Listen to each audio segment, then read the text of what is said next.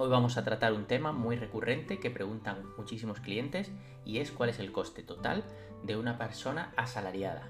De cara a contratarlos tenemos que saber no solo el neto que le vamos a ingresar, sino el coste total de la empresa. También nos preguntan mucho cuál es el coste total de un autónomo. Y por último, saber si cuando tienes una sociedad tienes que facturar a través de la propia factura o si podemos hacer una nómina. Son 3 preguntas muy recurrentes que hoy vamos a intentar explicar de forma práctica. Os he puesto una serie de conceptos a la hora de contratar a una persona asalariada a través de nómina y es el salario bruto, que es el total del coste que hemos pactado entre el trabajador y la empresa. Este salario bruto es lo que después el trabajador tendrá que poner en su declaración de la renta. La seguridad social del trabajador es un impuesto que asume el propio trabajador, descontándolo del bruto. Es en torno al 6%, depende del convenio colectivo, siempre lo tendrá que decir la persona laboral, pero muy importante es saber que esto se resta del bruto, ¿vale? No es un coste de la empresa. El IRPF exactamente igual, lo asume el propio trabajador, aunque no sepa estos dos conceptos del trabajador, y se resta de su bruto. Lo que queda del salario bruto menos seguridad social del trabajador y menos el IRPF es el salario neto, lo que recibe el trabajador en su banco, que es lo que al final todo el mundo ve y todo el mundo piensa que cobra, pero ahí hay dos conceptos que le están ya descontando. El IRPF se puede calcular en una web de la agencia tributaria que os voy a poner en los comentarios para que podáis entrar, poner vuestros datos y ver qué porcentaje tenéis. Así, si hay varios pagadores, podéis subiros voluntariamente el IRPF a lo que os corresponde para que en la declaración de la renta no salga a pagar. Por último, la seguridad social de la empresa, muy importante, es un coste que asume la empresa por el trabajador. Muy importante, coste bruto más seguridad social de la empresa. Eso es el coste total de empresa. ¿Cuánto oscila la seguridad social de empresa? Pues en torno al 30%, con lo que es un importe muy significativo que los trabajadores no suelen valorar. Entonces, un ejemplo con números que siempre se ve mejor.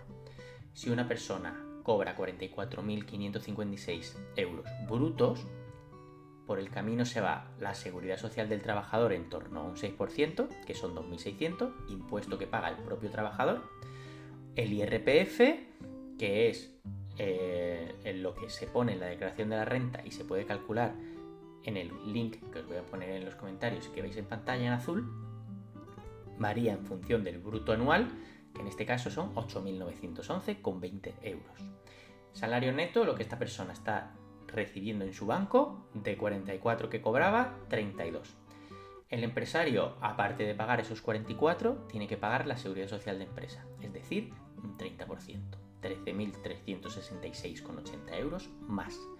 Así que el trabajador gana 44.500, recibe en su bolsillo 32 y el empresario está pagando casi 58.000. Fijaos la diferencia que hay entre los 32 y 58. Todo eso se pierde en impuestos. Entonces es muy importante conocer esta tabla porque que un trabajador perciba que recibe 32, el empresario tiene que tener muy claro que le cuesta 57.000 euros al año. Pasamos al autónomo. En este caso el salario bruto son los honorarios que pactéis. Se hace un contrato privado normalmente de colaboración y se pactan unos honorarios. Esos honorarios, cuando el autónomo factura a la empresa, le tiene que poner el IRPF, por norma general, del 15%, salvo que estés iniciando la actividad y te dejan poner un 7%. Esto es igual que en la nómina, cuando poníamos un 20%, podíamos elegir en función del bruto anual. En este caso no. Los autónomos nos exigen poner un 15%, aunque ganes 100.000 euros al año. ¿Esto qué pasa? ¿Qué obliga a los autónomos? A pagar en el IRPF, en la declaración de la renta, un importe elevado si tienes unos ingresos elevados, con lo que es bastante molesto. A casi todos les sale a pagar. El IVA no es un ingreso ni es un gasto. Es un mero intermediario y cuando hay un empresario y un autónomo facturándose entre ellos, no es un coste para uno ni un ingreso para el otro. Muy importante, es un mero intermediario. El que asume el IVA es el consumidor final. Después, la seguridad social de la empresa no aplica en estos casos y un autónomo lo que paga es el régimen especial de trabajadores autónomos, el RETA, que es la seguridad social en base a una tabla. Antiguamente era fija, tú podías elegir y había un mínimo. Actualmente, en función de lo que tú ganes, vas pagando más o menos seguridad social. Os lo he puesto en una transparencia única para que se vea más claro.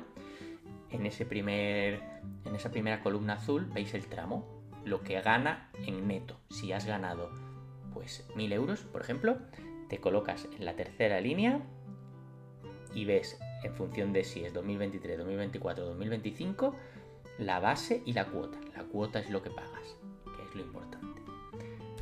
Muy bien, pues en este ejemplo, el salario bruto, igual que antes, era 44.556, el IVA se sumaría, aunque no es un coste para nadie, y el IRPF se restaría.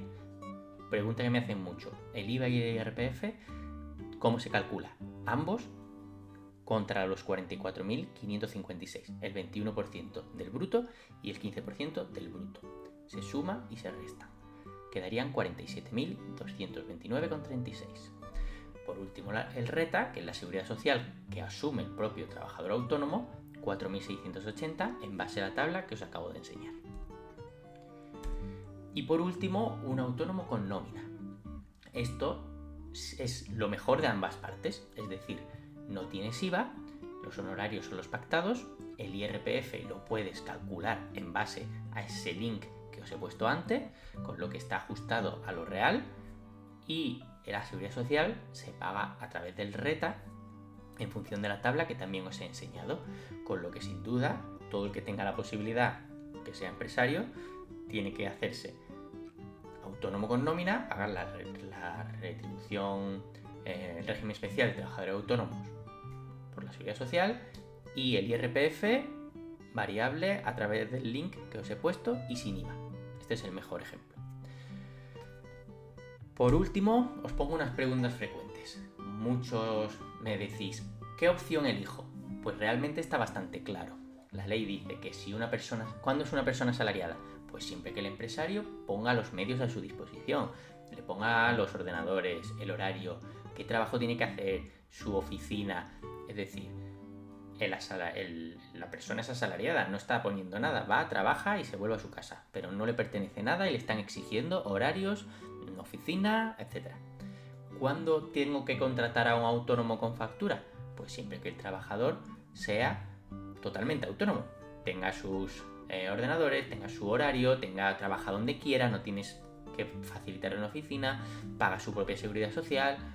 ¿Cuándo se crea un falso autónomo? Pues cuando das todo lo primero, los medios a disposición se lo pones tú y encima es autónomo. Pues obviamente ahí es donde entra la seguridad social y regulariza. Si tú lo pones todo, asalariado. Si la persona es autónoma, como bien dice su nombre, es autónoma, no es asalariada. Por último, autónomo con nómina es como un mix. Pues siempre que seas un trabajador profesional, aquí hay que distinguir entre trabajador profesional y trabajador empresarial. El profesional es cuando estés colegiado, cuando tengas estudios superiores, cuando ofrezcas un servicio. Por lo que cuando no eres trabajador profesional, eres un trabajador empresarial, puedes hacerte nómina. Si eres un trabajador profesional, tienes que facturar con factura. Muy importante este detalle, no es posible elegir a tu gusto, depende de cuál es tu actividad y cómo seas. En caso de ser un trabajador empresarial, pues puedes hacerte esta nómina que comentamos y pagar por el RETA la seguridad social siempre que seas un trabajador o administrador de la empresa y tengas más del 33% de las participaciones. Si tienes solo participaciones y no trabajas, no vas a pagar, con lo que no vas a cobrar, no tienes que hacer nada. Por último, me preguntan mucho qué es una empresa profesional y por qué tenemos que facturarle a la empresa un 80% de lo que genere. Pues muy sencillo, porque la empresa realmente es una intermediaria. Si tú eres un médico y tienes tu empresa y no tienes trabajadores, pues realmente quien lo debería haber cobrado todo eres tú, que eres el único trabajador. Entonces Hacienda te permite dejar un 20% dentro de la empresa para tributar al 23%, pero te exige que ese 80% te lo lleves tú, para que no pagues menos impuestos de la cuenta. Por último, decir ¿qué es un autónomo dependiente? Muy importante saber que un autónomo dependiente es aquel que factura más del 80% a una misma empresa. En ese caso, la Seguridad Social exige que le presentes ese contrato que tienes con la empresa, con esa única empresa que te genera más del 80% de tus ingresos, para verificar que no eres un falso autónomo. Hasta aquí el vídeo de hoy, espero que hayáis aprendido. Si queréis que os mande un Excel con todas estas casuísticas para que está vinculado con fórmulas y podáis calcular cada uno de estos costes totales, escribidme en los comentarios vuestro mail y con gusto os mandaré el Excel para que podáis hacer los cálculos. Espero que hayáis aprendido, como digo, dadle al like al vídeo y sobre todo suscribiros al canal para recibir un vídeo todas las semanas sobre novedades fiscales, contables o mercantiles.